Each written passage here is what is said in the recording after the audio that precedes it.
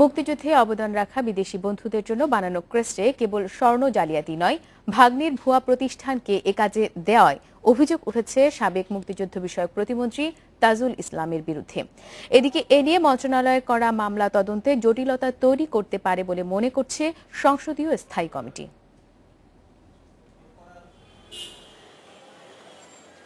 Crest সরবরাহকারী প্রতিষ্ঠানের একটি মেসার্স মহসিনুল হাসান। মুক্তিযুদ্ধ বিষয়ক মন্ত্রণালয়ের নথিপত্রে প্রতিষ্ঠানটির ঠিকানা দেয়া আছে 4/803 ইস্টার্ন পয়েন্ট। শান্তিনগরের ঠিকানাটি একটি আবাসিক অ্যাপার্টমেন্টের। এখানে মেসার্স মহসিনুল হাসান নামের কোনো প্রতিষ্ঠানের অস্তিত্ব খুঁজে পাওয়া যায়নি। মন্ত্রণালয়ে দেয়া প্রতিষ্ঠানটির ফোন নম্বরে যোগাযোগের চেষ্টা করা হলে অপর প্রান্ত থেকে নানা অজুহাতে এড়িয়ে যাওয়া হয়।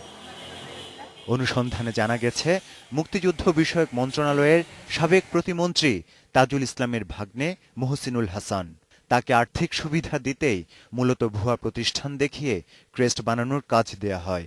এ বিষয়ে জানতে চাইলে কথা বলতে রাজি হননি তাজুল ইসলাম। ক্রেস্ট সরবরাহকারী অপর প্রতিষ্ঠান এমিকনের অস্তিত্ব থাকলেও সন্ধান পাওয়া যায়নি মালিকের। এমিকনের এক কর্মকর্তা কেবল জানালেন, ওয়ার্ক অর্ডার অনুযায়ী ক্রেস্ট সরবরাহ করা হয়েছিল। যেহেতু আমাদের নামে কেস হয়েছে আমাদের মালিকের নামে, তো সেই ইয়েতে আমাদের মালিকের তার লয়ার নিয়ে এটাকে মুভ করবে।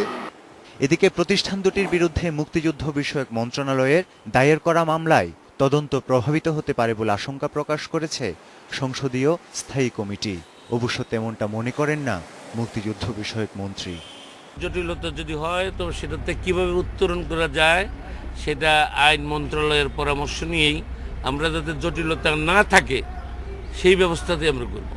স্বাধীনতার 4 দশক পূর্তিতে মুক্তিযুদ্ধে অবদান রাখা বিদেশি বন্ধুদের ক্রেস্ট দিয়ে সম্মান জানানো হয়। প্রতিটি ক্রেস্টে 1 ভরি স্বর্ণ ও 30 ভরি রূপা থাকার কথা থাকলেও স্বর্ণ ছিল মাত্র 4 আনা, আর রূপার বদলে ছিল পিতল, তামা আর দস্তা।